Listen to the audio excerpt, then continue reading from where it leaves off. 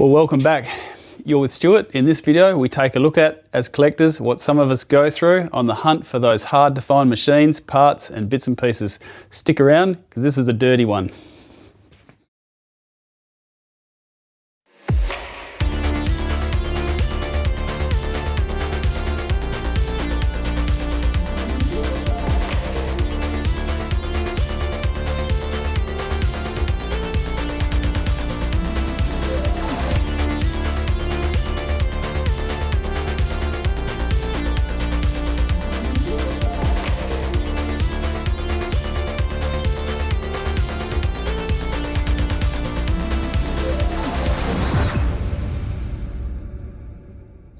Right, open up.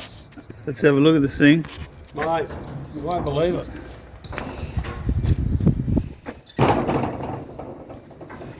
Well, what a mess in here. It's like a tomb.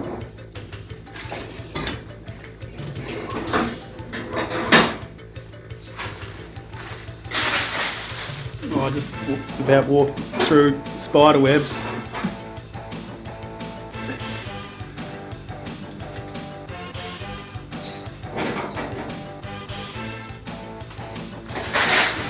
Been in here a while. Alright, let's get it out.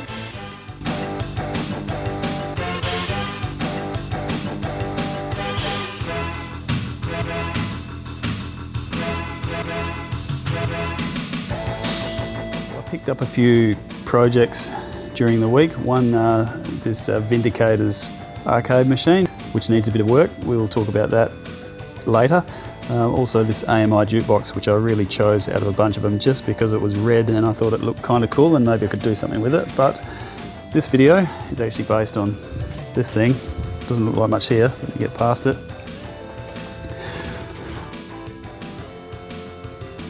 So this is what we had in Australia for Chase HQ. This was the sit-down machine.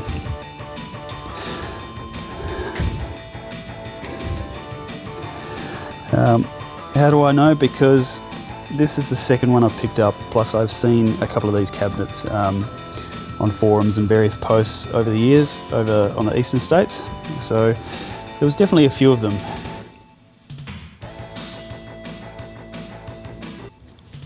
.100% LAI with all their artwork done for Chase HQ. This is the instructions how to play. And my other one, which is a lot in a lot better condition than this one, has artwork either side of the CRT. This one is now missing. But yeah, look, there's a lot more to this machine really than just that. It is actually a SEGA. We come around the back here. So SEGA, also with the Leisure Allied plate, so pretty cheeky. Leisure Allied tended to do. Leisure Allied was sort of doing what they like at the time, I guess. I don't know whether there was any law stopping them from doing so. But what it is, it's actually a SEGA GP World.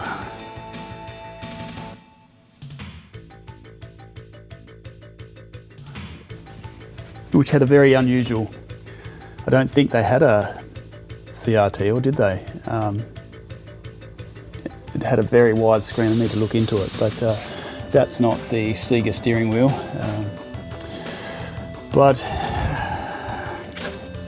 And originally for GP World, the coins went through here, and that's the coin box at the back there. But some original controls there, which are no longer used, and you can see where the coins came through at the top, but now there's a cover plate on it. But yeah, I'll cross over to my nicer machine, which I have in the arcade. This one was just purchased for parts only, $100. Really just hoping to get the CRT out of it. Hopefully it has some life in it. It may not. But I really paid $100 for it in the hope that it has a PCB in the back. Well, I know it has a PCB in the back. How? I mean, it is still locked up. I couldn't get into it to look at it. This back back door was open, but it has been a rat's nest. I'll keep the step down transformer, that will be handy. The rest of it is probably rubbish, but I don't know if we're going to be able to see this in the dark, but through this hole I can actually see a game PCB, and I'm hoping it's Chase HQ. I can't imagine why it wouldn't be. And I love Chase HQ, so I want a couple of spare PCBs for my own Chase HQ game. So I've got to get into it. It does actually look like the rat has been in the top of this. Don't know if we've got poor light, but in through here I can see all sorts of stuff that a rat would have taken in. So the rat has actually been up the top, so who knows, the game PCB might be destroyed. The CRT chassis may also be destroyed. But yeah, so I've got to drill this open, and then I think there's a latch to undo this, and then we'll know. So normally to drill out these, I mean I could just jimmy it, but I actually want this door. I think it's better than the back door of my machine. So I want to keep this, I don't want to damage it. It means I have to drill that. So normally I just send a small drill bit down the center, and then a bigger drill bit, and get to the point where this nut actually just drops off the back, and then the cam drops off as well, and I'll be able to get that open. So I'll do that now. Fingers crossed for a clean PCB. I have no idea what I'm going to find in there. It doesn't look like it's been open in a long time.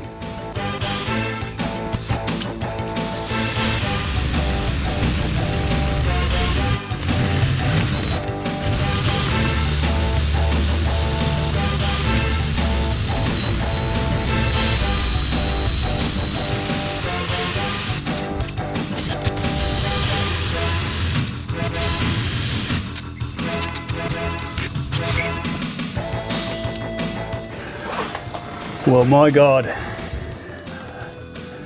it's a rat's house, all right. I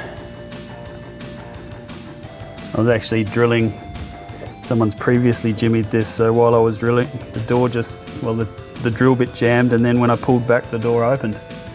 But I think this PCB is probably never going to play another game, but probably still good for parts and chips and bits to keep the other one alive if it ever has a fault. I'll get it out and give it a clean, but look deep inside there. The rat's been dragging in all sorts. Pull some of this out and see what kind of vintage some of these packets are. Actually bloody stinks in here too. I can see a sock, I can see chip packets, drink packets, all things. Tube up in there. Let me change the angle of the light. Tube up in there. Maybe the rat hasn't ventured up to the chassis, but a good chance he has. Anyway, I can now open up this top lid. Let's see if I can open that up.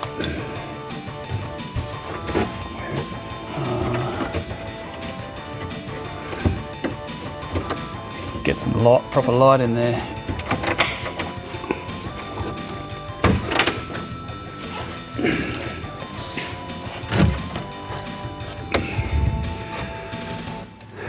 Oh dear.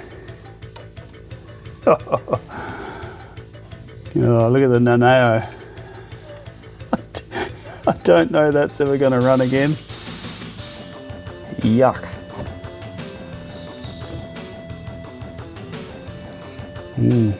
Beginning to think this wasn't even worth $100. Well, you never know. Could be a good tube. Could be some good parts on that. Maybe. Time to get this thing apart and dispose of it. It stinks.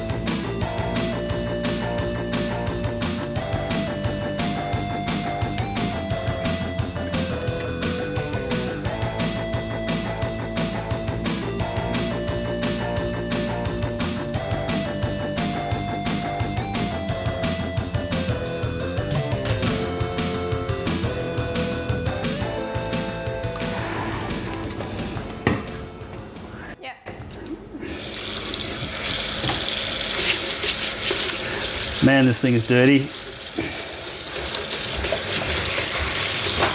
Don't tell me you're washing that junk in my kitchen. You better friggin' clean it up when you've finished and make it all nice. And what the hell have you brought to the workshop? It absolutely stinks. I don't know what the hell it is. Get rid of it.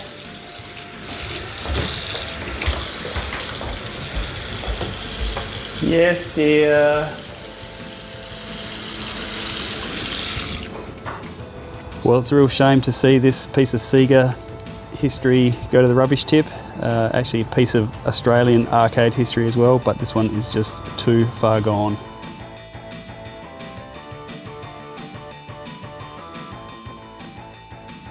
Well, this is my Chase HQ.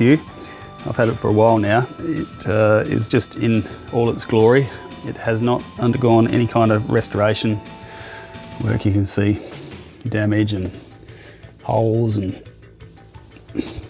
worn flooring. But I did spend the time and I got it working back when I first got it, so it's just sat here ever since. Such a big cabinet, these. It takes up about 2.5 square metres of floor space. Insane, as much as Afterburner. Now, I was lucky enough, thanks to Joey, to get this original GP World book or manual. A lot of it's in Japanese with a bit of sprinkled English, I think. But it does state originally these only had a tiny 21 inch. I think 21 is kind of an odd size, more common was 19 and 20, but the book says 21. This now has a 24 in it, and the other one I just wrecked had a 25 inch in it. But I've got some spare bits now. These doors, which I mentioned before, are actually missing on this cabinet here, and I can now go ahead and make that more complete. The board has now had a wash and can just go in amongst the parts. Hopefully, well, not hopefully, hopefully the PCB in this never fails and I never have to look at this thing again, but you could put a soldering iron on this now and you wouldn't be too worried about touching it or getting rabies. It was pretty bad before. This coin box is the massive coin box they actually mounted on the side of these cabinets. They never used the original GP World coin box, so these are an LAI or Leisure Allied Industries coin box. The other good thing is this control panel is actually better than mine, so this has got a lot of damage. So I might just go and fit that right up. This is the original steering wheel off this machine. I went ahead and fitted a Taito steering wheel to the original SEGA Boss, and that worked quite well. So I won't need this steering wheel. So there will be a bit of work to do. You actually make out SEGA's been blackened out and it's kind of been slowly rubbing off. Well, that's it for Chase HQ, or you might say GP World. Hope that's a bit of an insight into some of the lengths we go to fix these old machines or find those hard to find rare parts. And you never know, you might see one of those rat house chassis or CRT tubes in another video. Well, if you like this video, you know what to do, and I'll see you on the next one.